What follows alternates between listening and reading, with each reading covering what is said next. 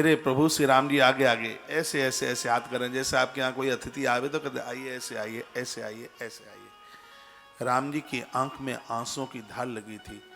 अभी थोड़ी सी उम्र का बच्चा था, अभी 12 वर्ष से ज्यादा उम्र नहीं थी। आज 12 साल के बच्चे क्या करेंगे। राम की उम्र इतनी कम थी, लेकिन उनके हृदय में उमड़ती हुई श्रद्धा। गुरुदेव वशिष्ठ समझ चुके थे ये बालक अवतारी है, वो तो महान पुरुष है। उसने तो जन्म लेने से ही पहले बोल दिया था, धरव धीर होइए सुतचारी त्रिभुवन विदित। उन्होंने कहा 3 लोक 14 भुवनों में उसका नाम होगा, सबको निर्भय करने वाला होगा, तो उन्होंने पहले ही बोल दिया था। मेरे प्रभु श्री राम जी लेकर के गए आज अवध के महलों में। गुरुदेव वशिष्ठ ने प्रणाम किया। आज अवधेश दशरथ लंबे होकर के चरणों में गिर पड़े।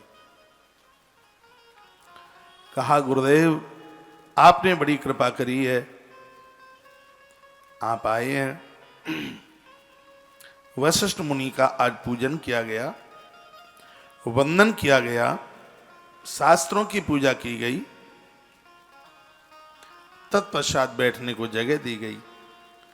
चरण पकड़ लिए और कहा गुरुदेव आपकी कृपा से मेरे मन में ऐसी उत्कंठा जागी है, मैं तीर्थ के लिए मैं जाना चाहता हूं। हे भगवान, आपसे ज्यादा सजग और समझदार कौन हो सकता है मुझे समझाने के लिए। मैं कहां कहां जाऊं उनके मुंह से निकलवा दे। अद्भुत स्थल क्षेत्र धर्म स्थान जो भी कुछ हैं उनके लिए आप हमें बताएं। तब गुरुदेव ने कहा राजन शरीर बड़ा क्षणभंगुर है, पता नहीं जीवन कब का है। हाथ पांव काम करें तब ही व्यक्ति को तीर्थ यात्रा कर लेनी चाहिए। तीर्थ यात्रा अनादिकाल से हो रही है।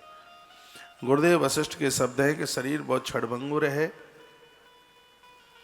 और जवानी में इस शरीर से बहुत पाप हो गए हैं।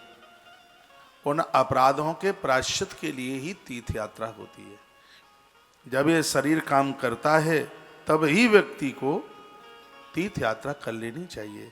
हे राजन, दिन प्रतिदिन नष्ट होने वाली आयु का उसने क्या फल प्राप्त किया है। ऐसे ही उम्र चली गई जो कि मरने के बाद जन्म लेने पर केवल पेट भरने में आदमी लगा रहता है, विषयों में लगा रहता है। बच्चों को जन्म देने में ही वहीं से कुड़ करके रह गया।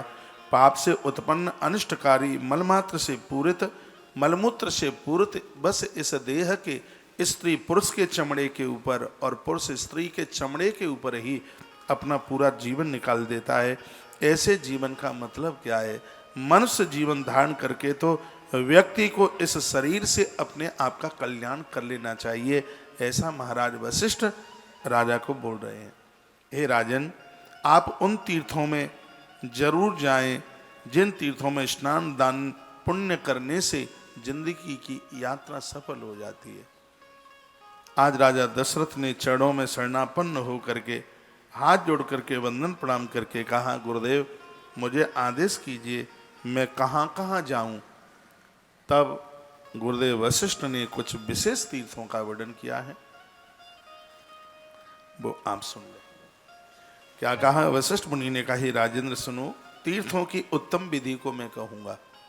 तीर्थ उसे कहते हैं जो हमें तार देते हैं।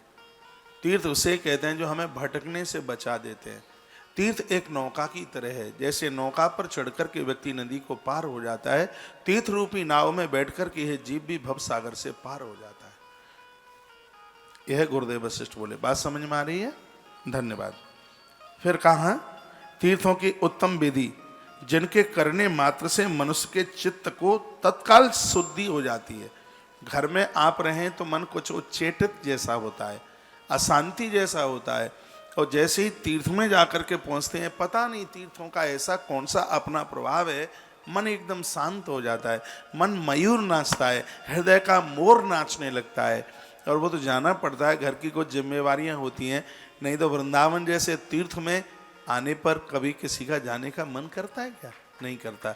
आपके घर में तो गरम गरम हीटर लगे हैं, पानी के लिए गीजर लगे हुए हैं, हैं, रजाइयाँ बड़ी मोटी मोटी हैं, गलीचा बिछे हैं, सब घर की पत्नी बच्चे सब इतना ध्यान रखते हैं।